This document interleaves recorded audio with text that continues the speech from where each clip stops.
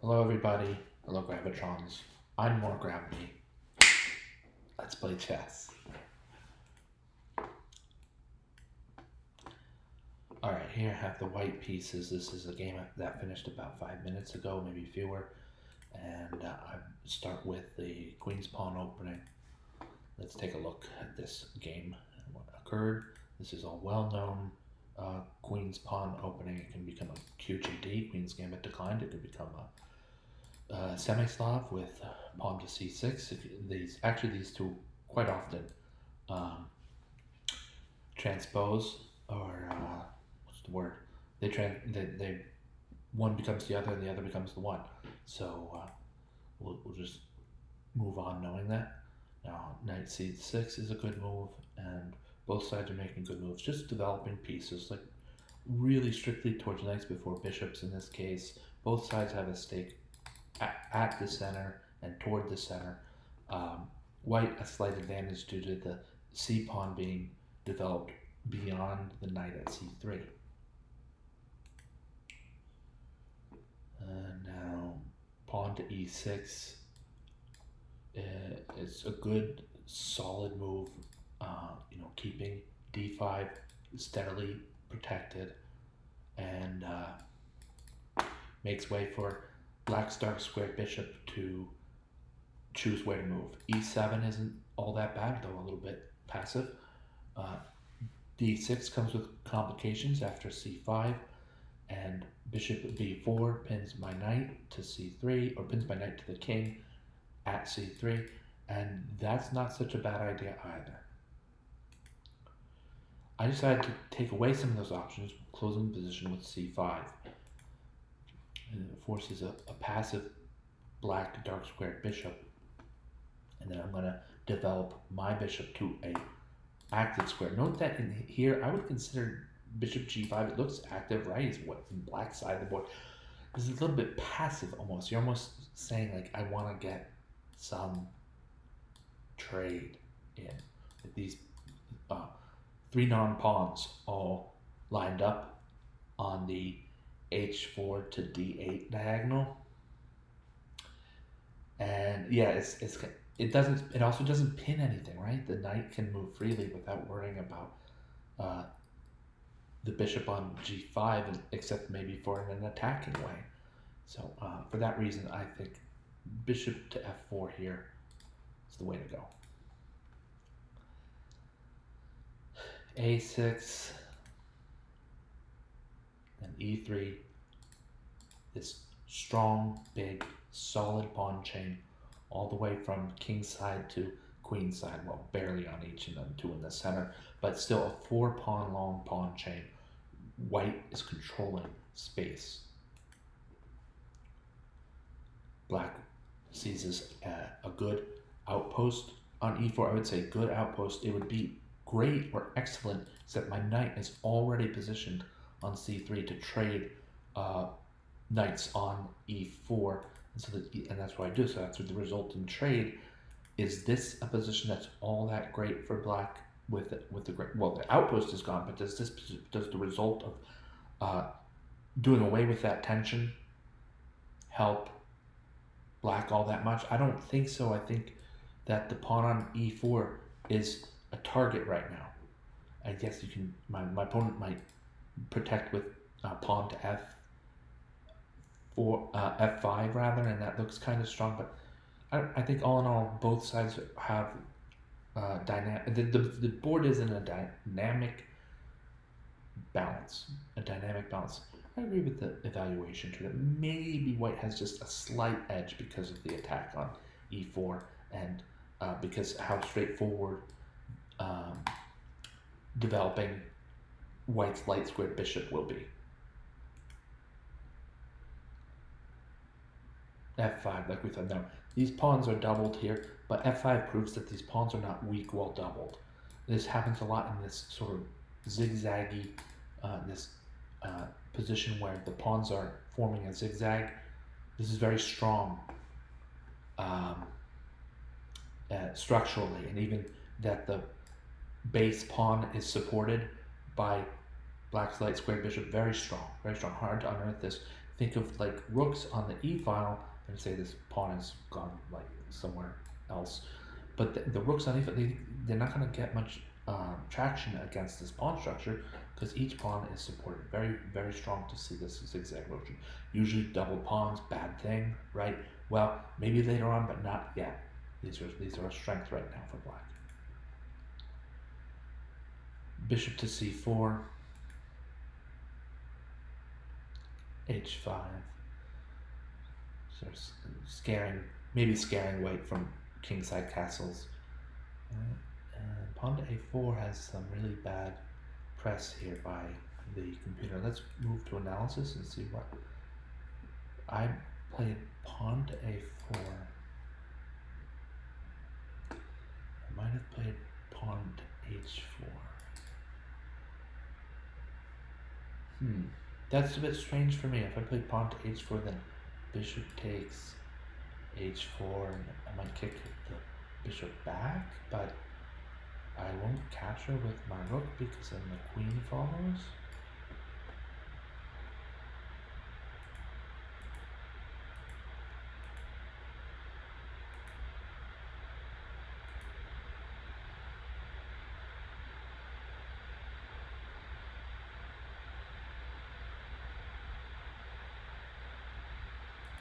After h4, the counter move, it looks like there's one particular move, g5, which really sends white packing. And that's okay. Yes, here we have g5 is a piece trap, right? So g3 is out because h4 will ensnare and snag the bishop anyway.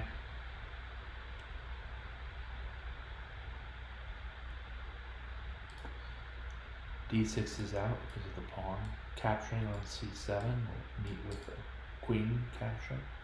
So that leaves only a decent consideration, bishop to e5. And I see that the knight can capture, but is that all that bad for white?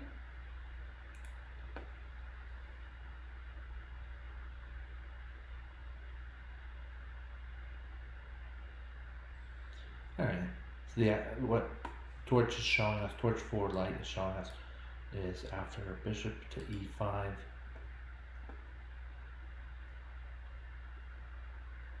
knight takes e5, d takes e5, then the pawn on c5 is clear for capture.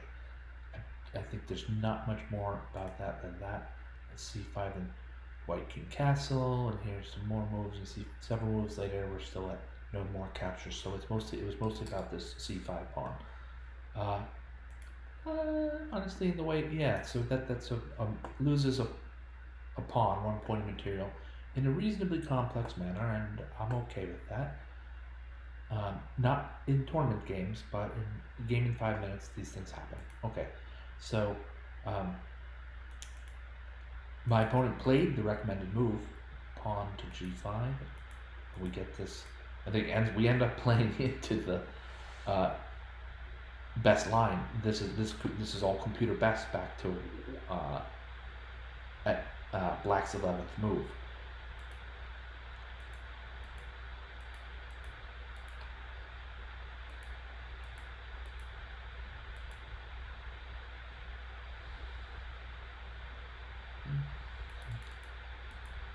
Sound moves. White's looking to overload the e6 square with attackers, like have us all trained, have all these attackers. We have 3 attackers on the square, and we don't think that the rook can help out by protecting from f6. He can, however, maybe protect from e8.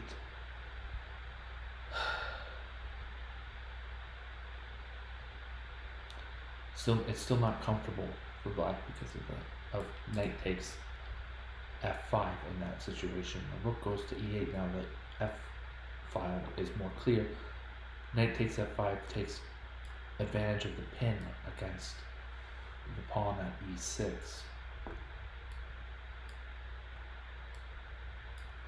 And white's doing well there. So my opponent was right to capture on d4 with his dark square bishop, knight capture back. In this position, black has an extra pawn for sure, and white has a really good control of the center as well as strong pressure against this weak point on e6 with tactical implications following it. I thought my opponent played really well here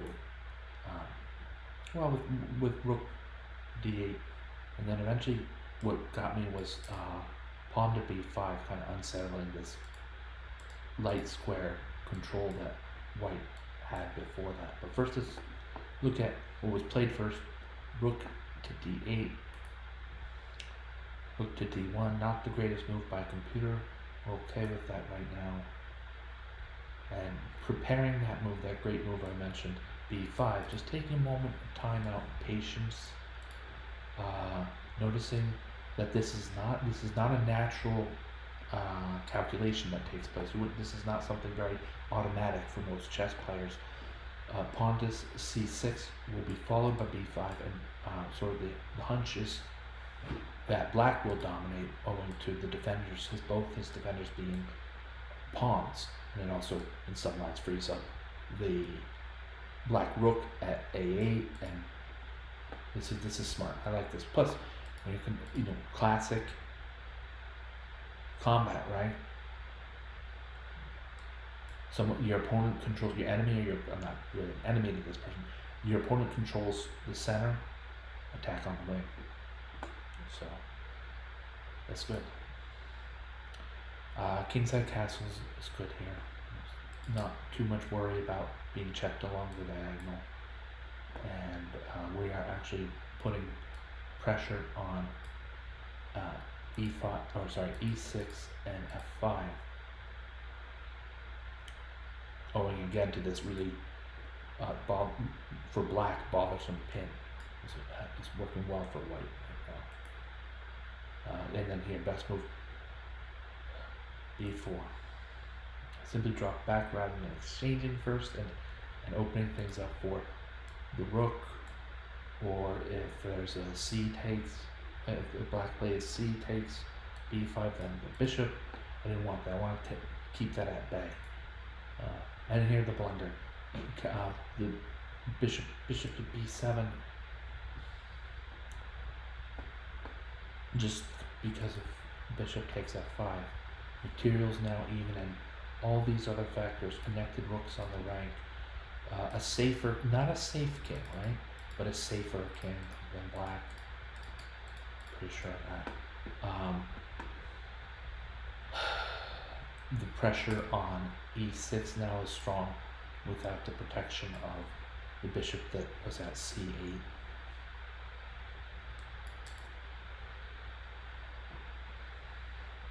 Anyway, let's see if I could finish this out. I'll go back to review for a minute here. I'm gonna exchange pawns on the queen side, get that settled. And what white is playing here is mostly to continue to believe in this the strength of pinning the e6 pawn. Just really trying to pursue that, and then ancillary attacks might get us to that point. Like here, white's bishop at f5 is in the way of white adding an attacker to f6. So how can I get this rook to f6 without losing too much time or initiative along the way? And I found bishop g6 threatening to win the pawn on h5, while also threatening rook to f6, and white is looking pretty good with some advanced pieces, advanced quite a bit in black's territory, and so on. So h4, g4 was risky, so not the greatest move. It looks like white really had a stronger move along the way here, maybe bishop to f7. Let's consult the machine. Bishop f7 check, right, because black has to first travel and then try to expel this strong bishop.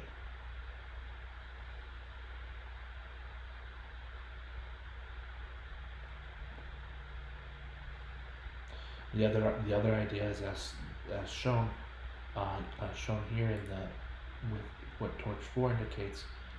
Bishop takes f7 check, queen takes f7, rook takes f7, and then rook d5. Okay, so this is strange that rook takes f7 isn't met with king takes f7. King takes the rook. Let's try to play this out in practice. I love practice. You can get in some really good finishes to your games and play out positions without feeling like overly stressed about the game. Yeah, so this I think is better for black. We see that white is still doing well. It has the queen, which is easy to coordinate. It has a point of material advantage beyond that. And black's light squared bishop seems to be bumping into light squared black pawns at each and every turn. So things aren't looking so good. This is all, queen f3 checks an idea, and then if the king stays active, queen takes c6, and that's another point of material for white to have in his coffers, in his purse, his wallet, or whatever. It's an extra point of material for white. We're attacking the rook at a8 while also attacking the pawn at b8. That could be troublesome to address for black. So white's doing very well here. I think I missed that move and played the move g4 instead, which isn't all that bad either. It's just not as good as this bishop f7 check was quite a bit better. But this counts as a miss, and it's probably a bad move. I didn't see this as maybe working out that well for white. So I played g4 thinking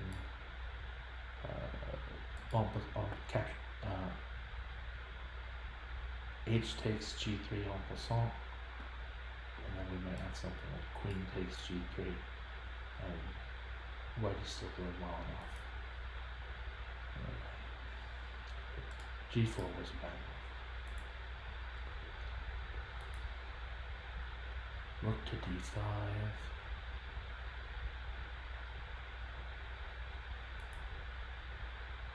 E takes d5. Rather, bishop takes d5. So we have the exchange.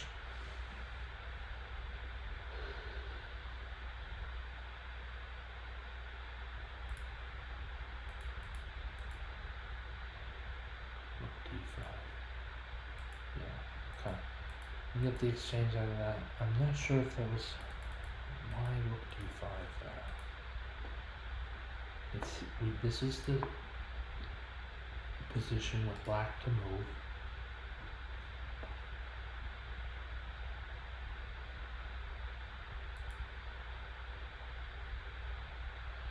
And yeah, frankly, rook d5 wasn't all that great.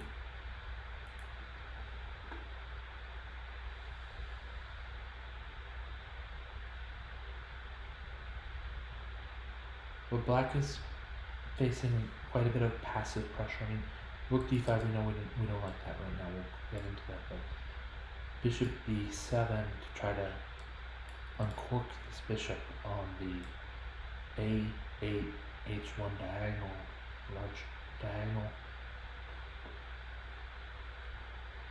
It's slow. It's a bit slow for black to do that, and it also brings a defender away from the defense of his pawn at e6.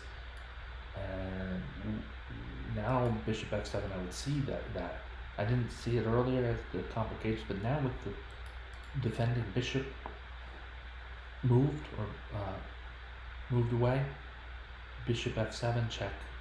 I see it, right? We got two pieces on the pawn after the king moves. So I don't know. It's one of those positions that I don't know. There aren't all that many great moves here.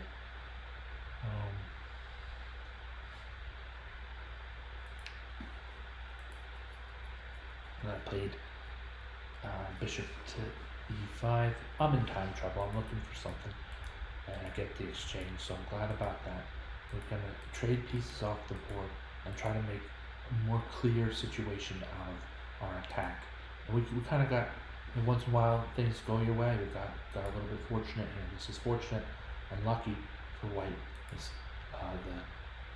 the attack, after winning one of the rooks, white's attack becomes a checkmating attack, and that's it with fewer than 20 seconds left on the clock.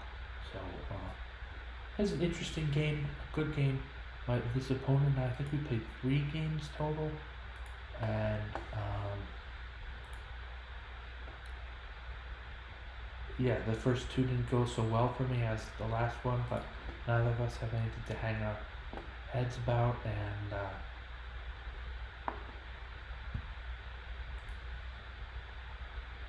that's good. That's a win. Alright. Thank you so much for watching. Thank you, Gravitrons. I'm more gravity.